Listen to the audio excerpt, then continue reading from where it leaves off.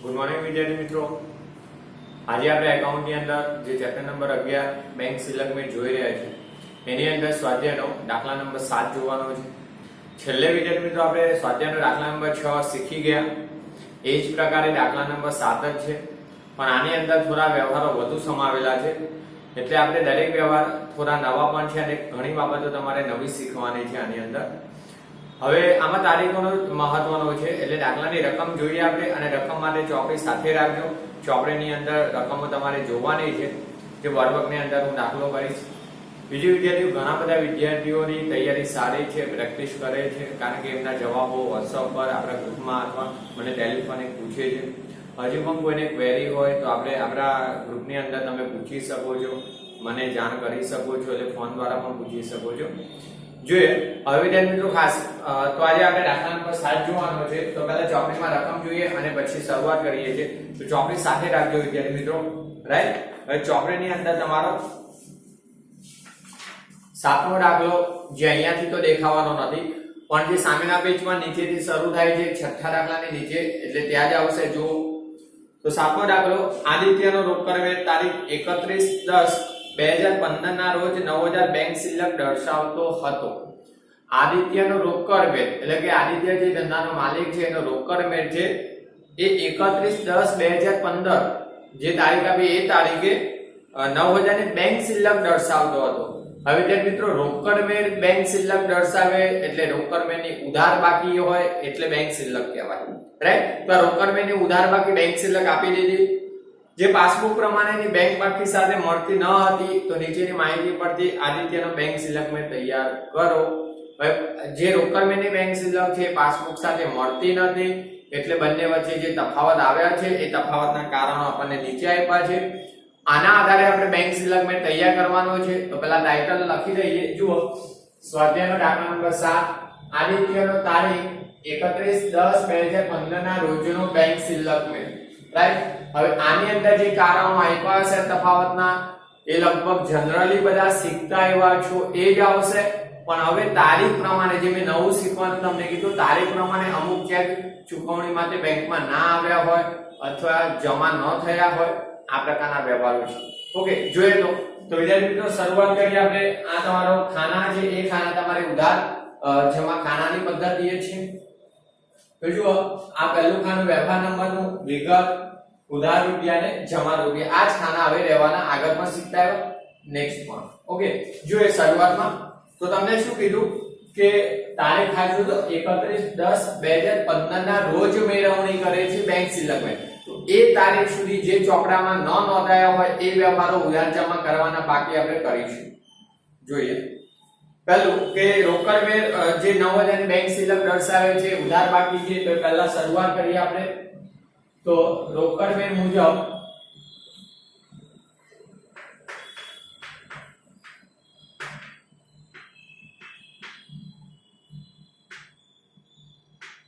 ઉધાર બાકી કૌંસમાં બેંક સિલક કેટલી આપી છે વિદ્યાર્થી મિત્રો? 9000। ઓકે, તો 9000 એ રોકડ વેચ મુજબ ઉધાર બાકી બેંક સિલક। આગળ જોઈએ હવે પહેલો જે તફાવતનું કારણ, તો પહેલું કારણ છે ₹51000 ના ચેક બેંકમાં ભરેલા। 51000 ના ચેક બેંકમાં ભરેલા હોય તો એ રોકડ વેચમાં જે આદિત્ય છે એને શું કર્યા હોય, ઉધાર બેંક ખાનામાં, કારણ કે એટલે બેંક સિલક વધે તો રોકડ વેચની ઉધાર બાજુ એને નોંધ કરી હોય। હવે બેંકમાં જ્યારે જમા થઈ જાય એટલે બેંક વસૂલ કરીને જમા કરે તો પાસબુકમાં જમા થાય, પ્રોસેસર। આગળ શું કહે છે જોઈએ, જેમાંથી 41000 ના ચેક 31/10/15 સુધી બેંકમાં જમા થયેલ। 41000 ના ચેક 31/10/15 સુધી બેંકમાં જમા થયેલ। હવે તમે જો 51000 ના ચેક તમે બેંકમાં જમા કરાવવા મોકલ્યા, એનો મતલબ રોકડ વેચની ઉધાર બાજુ તો નોંધ થયેલી પરફેક્ટ હશે, સૂચના ના હોય એટલે રોકડ વેચમાં ક્લિયર નોંધ। હવે બેંકમાં ભરવા મોકલ્યા પણ એ 51000 માંથી આ જે તમે મેળવણી કરો છો બે ચોપડાની એ તારીખ સુધી તો 41000 ના જ જમા થયા। એનો મતલબ 51000 માંથી જો 41000 ના જમા થયા તો બાકીના કેટલા વધ્યા? 51000 - 41000, તો 10,000 વધ્યા, એ જમા નહોતા થયા, એ તફાવતનું કારણ તો હવે જમા કરી લેવાના. તો કારણ લખીએ, જુઓ પહેલું કારણ, આપણે આ ચેક છે તો ભરેલ પરંતુ બેંકમાં જમા નહીં થયેલ ચેક, નહીં થયેલ ચેક 51,000 માઈનસ 41,000. આ લખવાની જરૂર નથી જાણકારી માટે. 51,000 ના ભરેલ એમાંથી 41,000 ના જમા થઈ ગયા, તો જમા જેટલા નહોતા થયા 10,000 એ આપણે શું કર્યા, બેંક પાસબુક મુજબ જમા કરી લીધા. ક્લિયર? સેકન્ડ જોઈએ, બીજું કારણ, તો 2300 નો એક ચેક લખેલો અને રોકડમાં નોંધેલો પરંતુ લેણદારોને આપવાનો રહી ગયો. આ વ્યવહાર આગળ પણ આવ્યો હતો, મળી ગયા છે. જોજો, 2300 નો ચેક લખેલો અને રોકડમાં નોંધેલો. હવે વિદ્યાર્થી મિત્રો, આપણે લેણદારોને ચેક લખીને આપીએ ચૂકવણી માટે, તો લખેલો ચેક વેપારી કઈ બાજુ નોંધે, તો વેપારી રોકડ જે બનાવે છે એની જમા બાજુ નોંધ કરે. કારણ કે ચેક લખીને આપે એટલે બેંક શિલ્લક ઘટે, તો રોકડ મુજબ જમા કરે વ્યય બાજુ. તો અહીંયા તો કીધું રોકડ માં નોંધેલો છે, રાઈટ, પરંતુ લેણદારને આપવાનો રહી ગયો. હવે તમે લખી તો રોકડ માં નોંધ કરી જમા બાજુ, પણ તમે જ્યાં સુધી લેણદારને આપો નહીં એ ચેક, તો લેણદાર એ બેંકમાં ભરે નહીં, તો તમારી બેંક તમારા ખાતામાંથી ચૂકવણી કરે નહીં. હવે બેંક ચૂકવણી ના કરે તો એ પાસબુકમાં ઉધાર થયો ન હોય, એટલે બંને શિલ્લકમાં તફાવત આવે, રોકડ ને પાસબુક. તો લેણદારને આપવાનો રહી ગયો એટલે પાસબુક મુજબ ઉધાર કરવાનો બાકી રહી ગયો, તો આપણે ઉધાર કરી લઈએ. કારણ તો વિદ્યાર્થી મિત્રો એમાંથી લખવાનું, એના એ લખેલ અને રોકડ મેળમાં નોંધેલ પરંતુ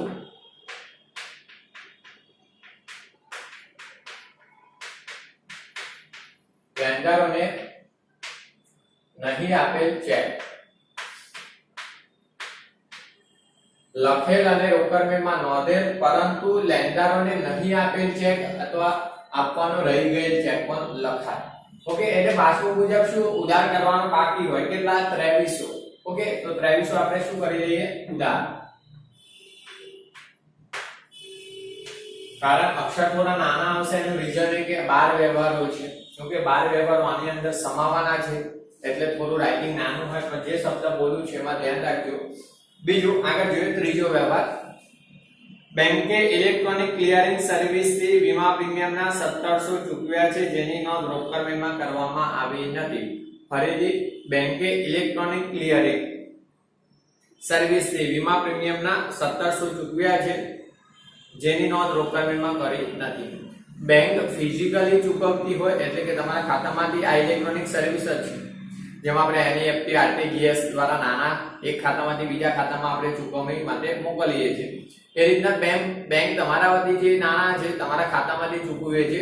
તમારો કોઈ વીમા પ્રીમિયમ હોય, રાઈટ, લાઇટ બિલ હોય, આવા કોઈ પણ પ્રકારના ખર્ચાની સત્તા તમે આપેલી છે એટલે બેંકને એટલા નાના જમા કરાવીને કીધું હોય તો બેંકે ચૂકવ્યા છે. હવે એટલું મહત્વનું છે, પછી ઇલેક્ટ્રોનિક ક્લિયરિંગ સર્વિસ લખેલું આપે કે ના આપે, રાઈટ. ઇલેક્ટ્રોનિક ક્લિયરિંગ સર્વિસ એક ECS પદ્ધતિ છે, જે તમારા બેંક ખાતામાંથી ઇલેક્ટ્રોનિક માધ્યમો છે, બીજાનું યંત્રો આપણે જોઈ ગયા છે, એટલે કે એની અંદર આરટીજીએસ, એનઈએફટી આ બધી સર્વિસ પ્રોવાઈડ થતી હોય. એ રીતના નાના ચૂકવાયા છે વીમા પ્રીમિયમ. હવે વીમા પ્રીમિયમ બેંકે ચૂકવ્યા છે એટલે બેંકે તમારા ખાતામાં ચૂકવ્યા હોય તો તમારે બેંક શિલ્લક ઘટી હોય તો બેંકે પાસબુકમાં ઉધાર કર્યા હોય. અહીંયા શું કીધું, જેની નોંધ રોકડ મેળમાં કરવામાં આવી નથી. તો રોકડ મેળમાં જ્યારે વેપારી શું કરે, બેંક શિલ્લકમાંથી વીમા પ્રીમિયમ ચૂકવાય, બેંક શિલ્લક ઘટે તો રોકડ મેળની જમા બાજુ નોંધ કરે. તો અહીંયા રોકડ મેળમાં નોંધાયા નથી, મતલબ રોકડ મેળની જમા બાજુ નોંધ બાકી છે, કારણ કે બેંક શિલ્લક એટલી ઘટે. તો જમા કરી લઈએ. ત્રીજું રીઝન,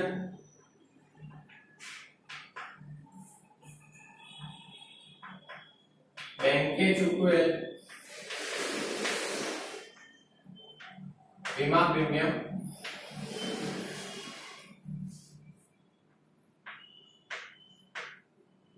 જે રોકડ મેળમાં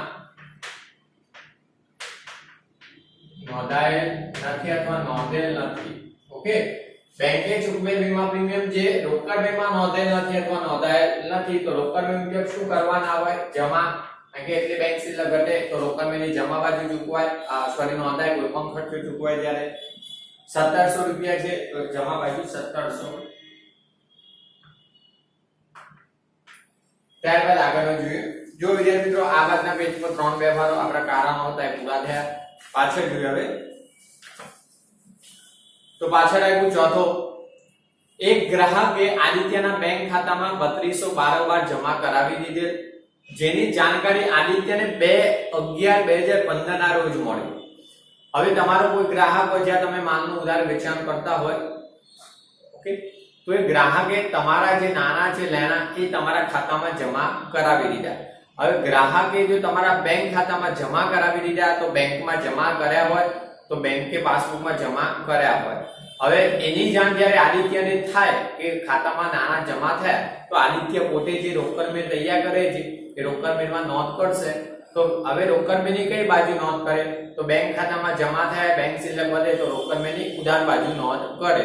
એટલે શોર્ટમાં યાદ રાખવાનું ગ્રાહક જ્યારે બારોબાર જમા કરાવે બેંકમાં એટલે રોકડ મેળમાં ઉધાર કરવાના શાયદ બાકી જ હોય. ઓકે તો રોકડ મેળની કઈ બાજુ ઉધાર બાજુ નોંધ કરવાની હોય. કારણ કે રોકડ મેળમાં કેમ નોંધ ન થઈ હોય જે બારોબાર જમા કરાવ્યા ને એની જાણકારી આદિત્યને મળે છે પણ જે 31/10 જે મેળવણી કરે એ તારીખ પછી મળે છે. ક્યારે તો 2/11/15 ના રોજ મળે છે. મતલબ કે 31/10 સુધી તો રોકડ મેળમાં નોંધાયા નથી એટલે રોકડ મેળની ઉધાર બાજુ નોંધાયા જે તફાવતનું કારણ હતું. તો હવે આપણે રોકડ મેળ મુજબ જે ઉધાર કરવાના કરી લઈએ તો અહીંયા ગ્રાહકે બારોબાર જમા કરાવેલ રકમ ગ્રાહકે બારોબાર જમા કરાવેલ રકમ કેટલી 3200 તો ગ્રાહકે બેંકમાં જમા કરાવ્યા હોય પાસબુકમાં જમા થયા હોય પણ રોકડ મેળમાં નોંધવાના બાકી હોય જે રોકડ મેળ મુજબ ઉધાર કરવાના હોય તો કરી લઈએ. આગળ જોઈએ વિદ્યાર્થી મિત્રો પાંચમો વ્યવહાર શું કહે છે બેંકે નોંધેલ બેંક ચાર્જીસ. હવે આ થોડો નવો આવ્યો બેંકે નોંધેલ બેંક ચાર્જીસ. હવે બેંક તમારા જે ખાતામાંથી બેંક ચાર્જીસ વસૂલ કરે તમારા પાસેથી સેવા આપે છે તો બેંક ચાર્જીસ વસૂલે એટલે બેંક શિલ્લક ઘટે. તો બેંકે નોંધેલ છે તો બેંકે કઈ બાજુ નોંધ્યા હોય તો તમારી બેંક શિલ્લક ઘટે તો પાસબુકમાં બેંકે ઉધાર કર્યા હોય બેંક શિલ્લક ઘટે તો ક્લિયર. બેંકે નોંધ્યા છે તો બેંકે પાસબુકમાં કઈ બાજુ ઉધાર બાજુ નોંધ્યા હોય. આગળ શું કે 70 જે રોકડ મેળમાં ભૂલથી 2 વાર નોંધાઈ ગયા. હવે બેંકે તો નોંધ્યા છે પણ રોકડ મેળમાં ભૂલથી 2 વાર નોંધાઈ ગયા તો વિદ્યાર્થી મિત્રો યાદ રાખજો બેંક ચાર્જીસ જે આપણો ખર્ચો છે જે ખર્ચો ચૂકવાયો આપણા બેંક ખાતામાંથી એટલે આપણે બેંક શિલ્લક ઘટી એટલે પાસબુકમાં નોંધાયા હોય ઉધાર બાજુ જે રોકડ મેળમાં કઈ બાજુ નોંધાય જમા એટલે વ્યય બાજુ. જોજો રોકડ મેળની કઈ બાજુ વ્યય બાજુ આ ઉધાર અને આ જમા રાઈટ. તો બેંક ચાર્જીસ અહીંયા કેટલી વખત નોંધાય 2 વાર 70 અને 70. શું કીધું કે જે રોકડ મેળમાં 2 વાર નોંધાય બેંક ચાર્જીસ ખર્ચ રોકડ મેળની જમા બાજુ નોંધાય બેંક શિલ્લક ઘટેલું પણ અહીંયા 2 વાર નોંધાયા એનો મતલબ અહીંયા 70 રૂપિયા વધારે શિલ્લક ઘટાડાય છે રોકડ મેળમાં તો આ વધારવા પાછા શું કરવું પડે એટલા ઉધાર વિરુદ્ધ અસર આપવી પડે. રોકડ મેળમાં 2 વાર નોંધાયા તો આ 70 રૂપિયાની શિલ્લક ઘટાડવી હોય કારણ કે એક વખત તો રાખવાના છે નોંધ પણ બીજી વાર વધારાની છે તો એ ઘટાડવા શું કરવું પડે ઉધાર કરવા પડે. તો એક વખત ઉધાર કરી લો એટલે 70 રૂપિયા જે બીજી વખત નોંધાયા છે નીલ થઈ જશે બંને બાજુ નોંધ થવાથી 70 રૂપિયાની નોંધ રહેશે. તો આપણે નોંધ કરી લઈએ રોકડ મેળ મુજબ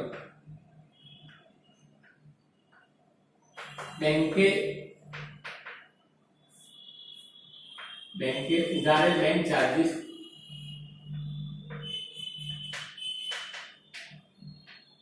જો બેંકે ઉધારેલ બેંક ચાર્જીસ અથવા બેંકે નોંધેલ બેંક ચાર્જીસ ઓકે જે રોકડ મેળમાં 2 વાર નોંધાયેલ જે રોકડ મેળમાં ભૂલથી 2 વાર નોંધાયા અથવા 2 વાર નોંધાયેલ તો એક વખત તમારે શું કરવા પડે ઉધાર રાઈટ જેથી જમા બાજુ એક વાર નોંધ રહેવાની રાઈટ.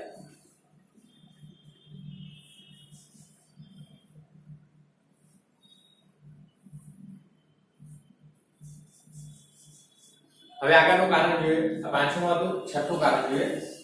છઠ્ઠું કારણ જોજો વિદ્યાર્થી મિત્રો, રૂપિયા 6750 નો ચેક, એટલે એક જ ચેક છે 6750 નો ચેક તારીખ 27/10/2015 ના રોજ બેંકમાં ભરેલ છે, નકારાયો, જેની માહિતી આદિત્યને 1/11/15 ના રોજ મળી.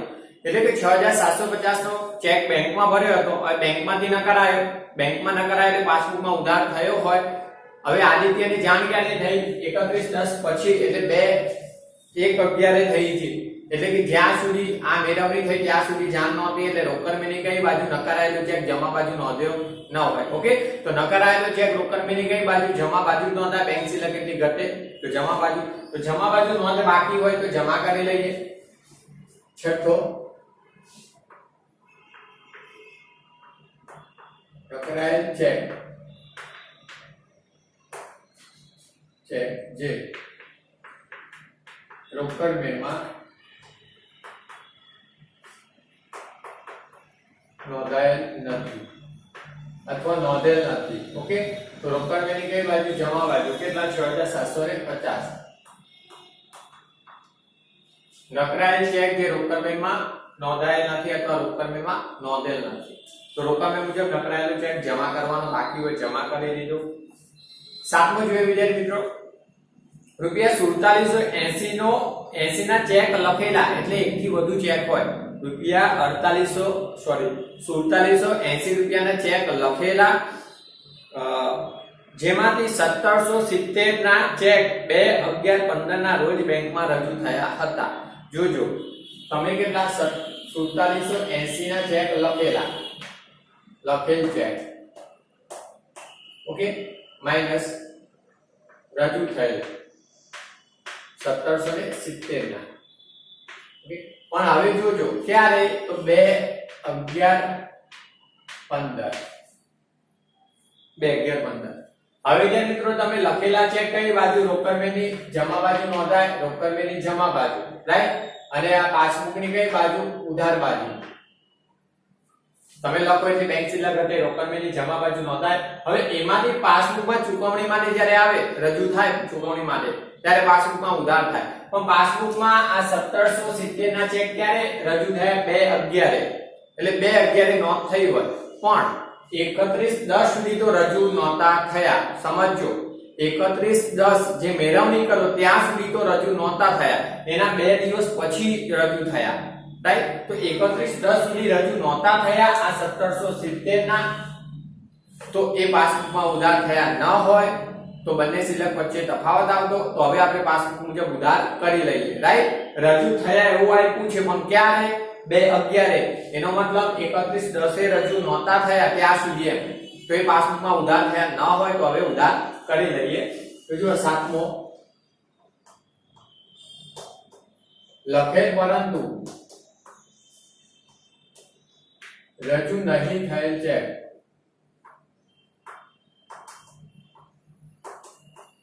કેટલા? 1770 ઉધાર કરી લઈએ, રાઈટ.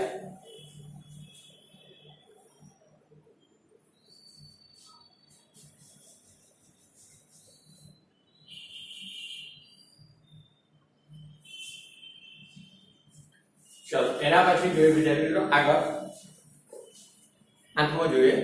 તો આઠમો વ્યવહાર શું કહે છે?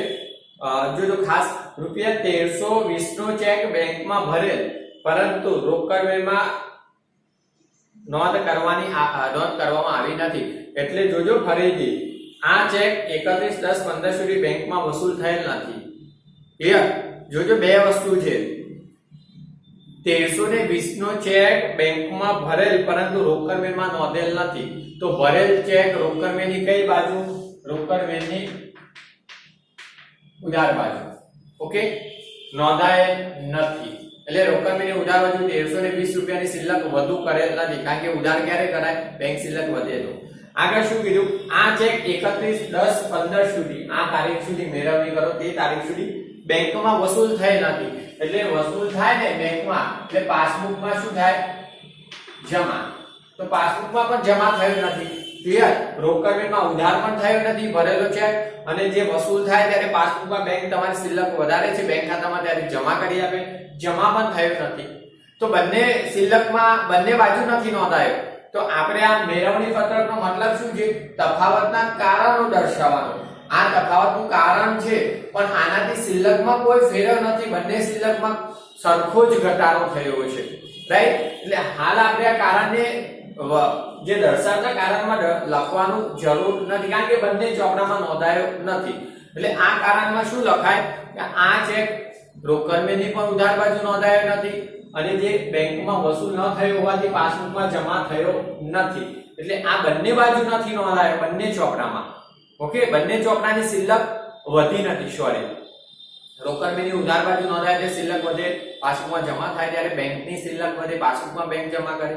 બંને બાજુ નથી શિલ્લક વધી એટલે તફાવતનું કારણ રહેતું નથી હાલ દર્શાવવા માટે, રાઈટ? તો આમાં દર્શાવવાની જરૂર નથી. આગળ જોઈએ એટલે આપણે આનું કારણ છે ને, ઓકે, દર્શાવતા નથી જાણકારી માટે. આ નંબર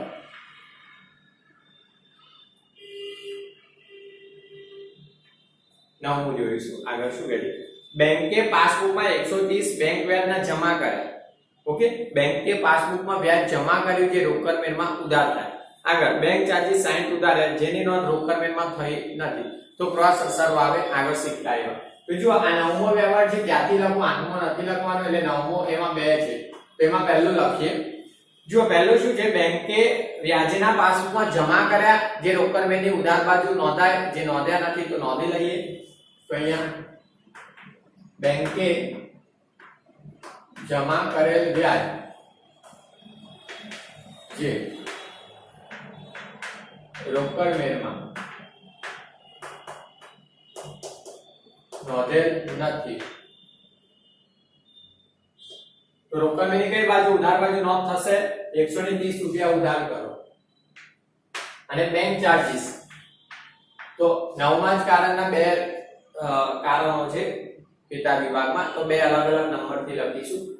બેંક ચાર્જીસ 60 ઉધારે છે પાસબુકમાં, તો બેંકે પાસબુકમાં ઉધાર્યા હોય તો રોકડ મેળમાં નોંધ બાકી છે જે જમા કરવાના બાકી. ક્રોસ અસર તો અહીંયા લખી દઈએ બેંકે ઉધારેલ બેંક ચાર્જીસ જે રોકડ મેળમાં નોંધેલ નથી, રાઈટ? તો રોકડ મેળમાં શું કરવાના? જમા. કેટલા? તો 60 રૂપિયા. 60 રૂપિયા જમા થઈ ગયા. ઓકે, ત્યારબાદ 11મું જોઈએ. તો 11મા કારણમાં શું કહે છે? સોરી, 10મું. રોકડ મેળની આય બાજુ સરવાળો ભૂલથી 900 વધારે લેવાઈ ગયો. જોજો વિદ્યાર્થી મિત્રો, રોકડ મેળની આય એટલે ઉધાર બાજુ સરવાળો ભૂલથી વધુ લેવાયો છે. છેલ્લે એકાદ દાખલામાં કારણ આવી ગયું આજ આય બાજુનો સરવાળો પણ ઓછો લેવાયો હતો, અને ઓછો આય એટલે ઉધાર બાજુ ઓછો લેવાયો તો ઉધાર બાજુ ઓછા હતા એટલે આપણે ઉધારમાં જ લખ્યા હતા. પણ આય બાજુ વધુ લેવાયા, તો આય એટલે રોકડ મેળની ઉધાર બાજુ વધુ લેવાયા છે ને, તો વધુ છે તો એને ઘટાડવા શું કરવા પડે? એટલા જ જમા. મેં એટલે પણ કીધું હતું આ રીતના વધુ સરવાળો જે તે બાજુનો આવ્યો હોય તો એટલો સરવાળો વિરુદ્ધ બાજુ અસર આપો તો એ તફાવતનું કારણ સરવળ થાય. એનો મતલબ આય બાજુ વધુ છે તો એટલી રકમ જમા કરવી પડે જેથી આય બાજુનો સરવાળો જે વધુ લેવાયો ઘટી જાય, સરવળ થાય.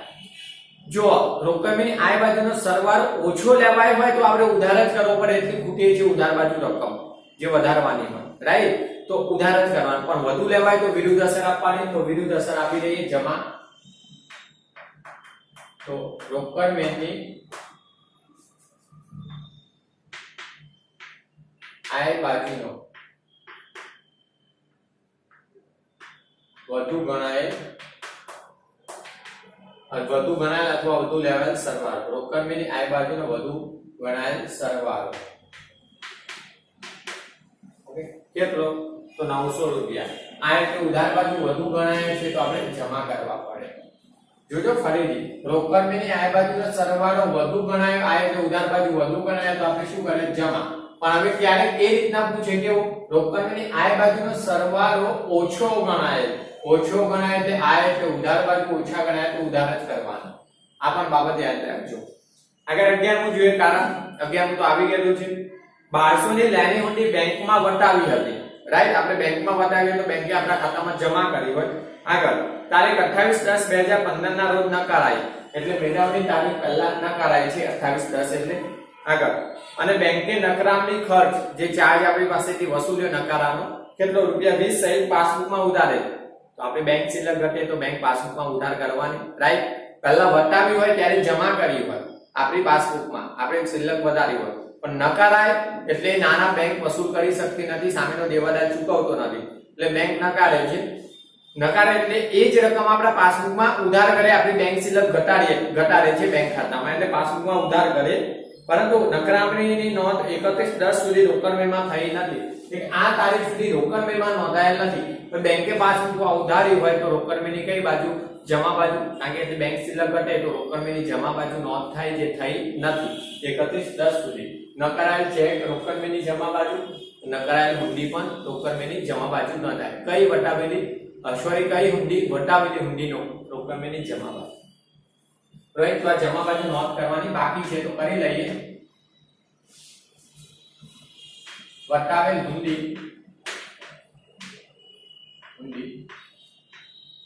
નકરાયેલ જે રોકડ વ્યવહારમાં નોંધેલ નથી. તો કેટલી રકમ? તો હુંડી કેટલાની હતી? 1200 ની પ્લસ ખર્ચો 20 રૂપિયા, એ સહિત 1220 રૂપિયા જે રોકડ વ્યવહારમાં જમા કરવાના બાકી હોય સિલક ઘટાડવાની. રાઈટ, પાસબુકમાં ઉધારેલા છે ને તો રોકડ વ્યવહારની જમા બાજુ નોંધ થાય, એટલે બેંક સિલક ઘટે જાય તો જમા બાજુ જે નોંધ થઈ નહોતી તો તમે કરી. આગળ ચલો છેલ્લો 12મો અને 12મો ખાસ વિચિત્ર છે, જોજો. એ આ લેણી હુંડીની વાત હતી. હવે દેવી હુંડીના લેણી હુંડી આપણે વસૂલ કરવાની હોય, લેવું હોય ત્યારે લખી હોય, જે આપણા ખાતામાં જમા થાય, લેણી હુંડી. ઓકે, પણ આ દેવી હુંડી આપણે વચન સ્વીકાર્યું છે દેવું ચૂકવવાનું, તો આપણે સમય જ્યારે આવે ચૂકવવાનો દેવી હુંડીનો પાક્યા તારીખે, તો એના નાના ચૂકવવા પડે. તો આ દેવી હુંડીની વાત છે, જોજો. 1 માસ બાદ પાકતી 700 ની દેવી હુંડી બેંક મારફત ₹30 ના રિબેટ એટલે વટા થી તારીખ 30/10/2015 ના રોજ ચૂકવેલ, જેની નોંધ રોકડ વ્યવહારમાં થયેલ નથી. હવે 1 મહિના પછી તમારે દેવી હુંડીના નાના ચૂકવવાના હતા બેંક દ્વારા, 1 મહિના પછી ચૂકવવાના હતા, પણ અત્યારે ચૂકવો છો તો હવે તમે 1 મહિના પહેલા ચૂકવો તો તમને એટલો વટાવનો લાભ મળે, રિબેટ વટાવ એટલો કાપીને ચૂકવવાના છે.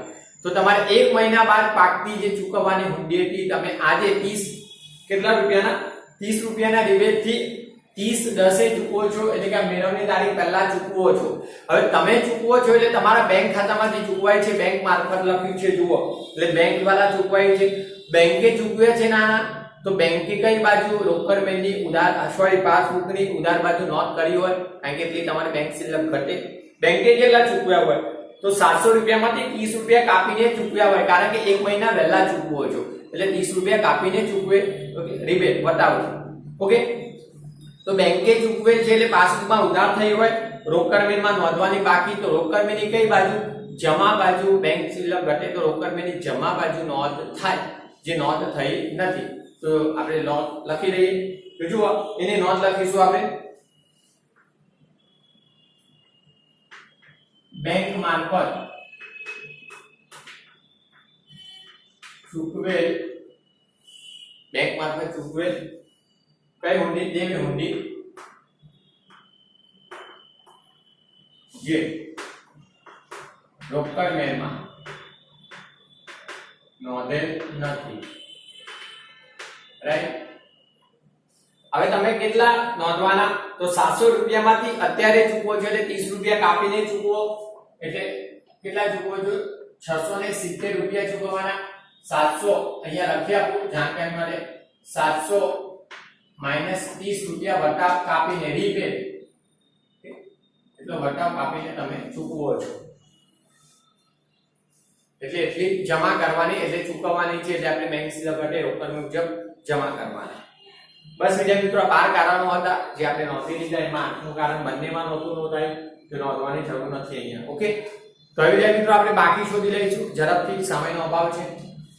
જો બંને બાજુનો સરવાળો પહેલા કરીએ તો પહેલા ઉધાર ખાનાનો સરવાળો જોઈએ 9000 2300 3200 70 1770 130 16470 રાઈટ ફરીથી જોઈએ 9000 2300 3200 70 130 16470 હવે જોઈએ આપણે જમા બાજુનો તો 10 ને 11700 6750 60 900 200 ને 1220 670 એટલે 21300 તો વિદ્યાર્થી મિત્રો તમે જોઈ શકો છો કઈ બાજુનો સરવાળો વધુ છે જમા બાજુનો સરવાળો 21300 જે વધુ છે તો એ 21300 આપણે બંને બાજુ મૂકીશું જમા બાજુનો સરવાળો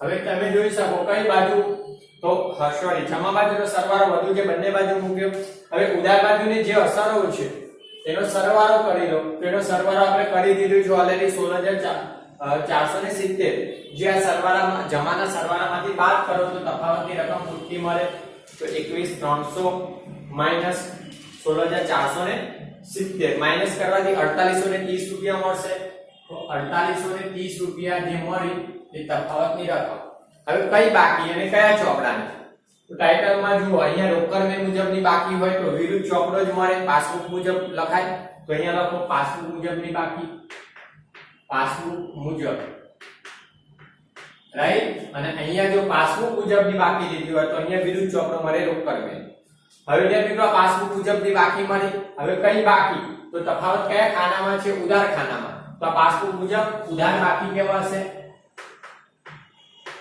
રાઈટ અને વિદ્યાર્થી મિત્રો તમને એ વસ્તુ પણ આવડવી જોઈએ કે પાસબુક મુજબ ઉધાર બાકી એટલે શું કહેવાય બેંક ઓવરડ્રાફ્ટ જે રોકડ મુજબ જમા બાકી હોય એટલે બેંક ઓવરડ્રાફ્ટ તો આ બેંક ઓવરડ્રાફ્ટ કહેવાશે ઉધાર બાકી એટલે